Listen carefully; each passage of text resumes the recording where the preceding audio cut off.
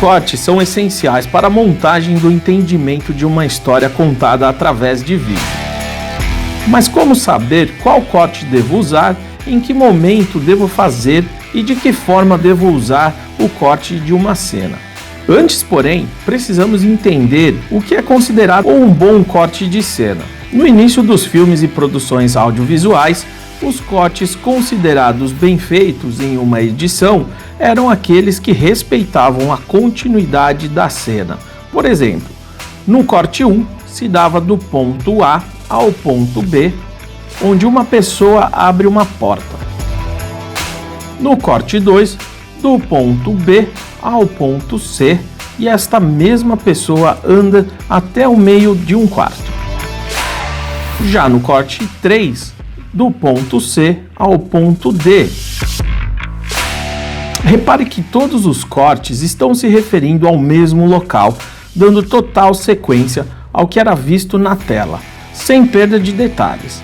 Assim não haviam quebras ou pulos de um cenário ao outro, fazendo de tudo para preservar a continuidade do espaço que ocorria a cena.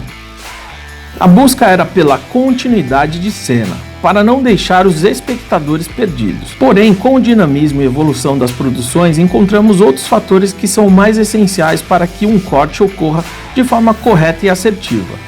No livro Num Piscar de Olhos, do famoso e premiado editor ganhador de Oscar Walter Murch, ele traz uma regra chamada a regra dos 6, onde ele considera a definição de um bom corte após obedecermos esses 6 critérios simultaneamente.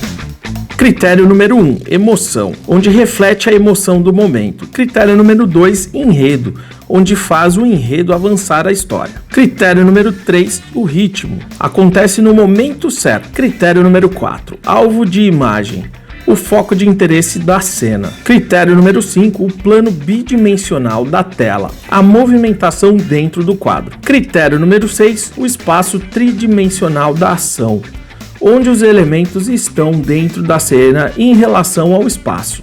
Bom, eu sei que é bastante informação para você que está aí, mas o ideal é que você já tenha uma visão em relação aos cortes da sua produção. Sendo assim, agora eu vou dar algumas dicas de técnicas para que você, como um editor de vídeo, saiba o que fazer na hora de cortar e montar o seu vídeo. Bom, vamos aos tipos de cortes mais usados. Vamos direto ao Jump Cut, que nada mais é que aquele corte seco feito da mesma gravação de imagem no mesmo plano. Ele tem este nome pois literalmente pulamos as imagens dentro de uma mesma sequência de gravação, avançando o tempo da cena. É um tipo de corte muito utilizado por youtubers para deixar o vídeo mais dinâmico, cortando respiros e pausas entre uma fala e outra. Outro motivo de uso é para dar uma sensação de urgência ao vídeo. Temos também o Hard Cut, que é o famoso corte seco, onde você corta as imagens de uma cena para outra sem qualquer tipo de elemento envolvido ou transição, sempre respeitando o timing e o ritmo dos acontecimentos. Outro corte bem bacana de ser usado é o J-Cut, que você usa o áudio do take antes da imagem aparecer, ou seja, o que você está vendo ainda não é a imagem original da sua gravação, criando um certo suspense para a revelação da sua imagem, ajudando bastante o ritmo e dinamismo da sua cena. If you could fight anyone, who would you fight? Fight my boss, probably. That's all it is. They're like the police department for wise guys.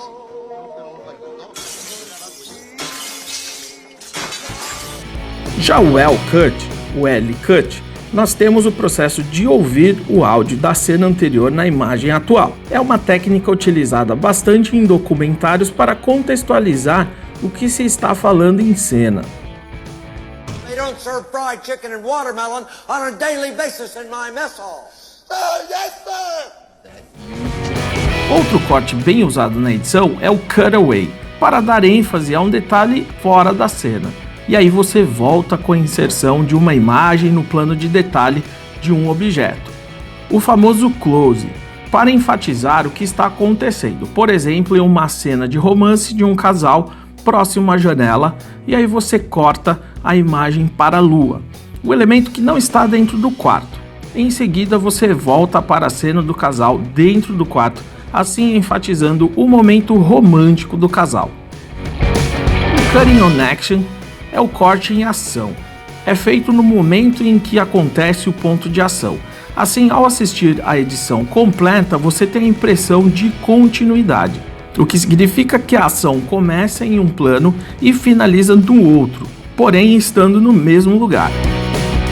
Já no cross-cut, é quando você conta duas histórias ao mesmo tempo, sincronizando e cruzando acontecimentos de forma paralela.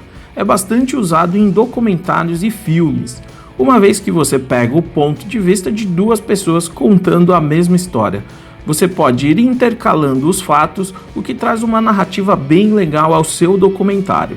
Como o próprio nome diz em inglês, a ideia é cruzar as imagens da cena, geralmente criando uma narrativa de suspense. E por final, vamos falar do match cut, que em português seria o corte correspondente.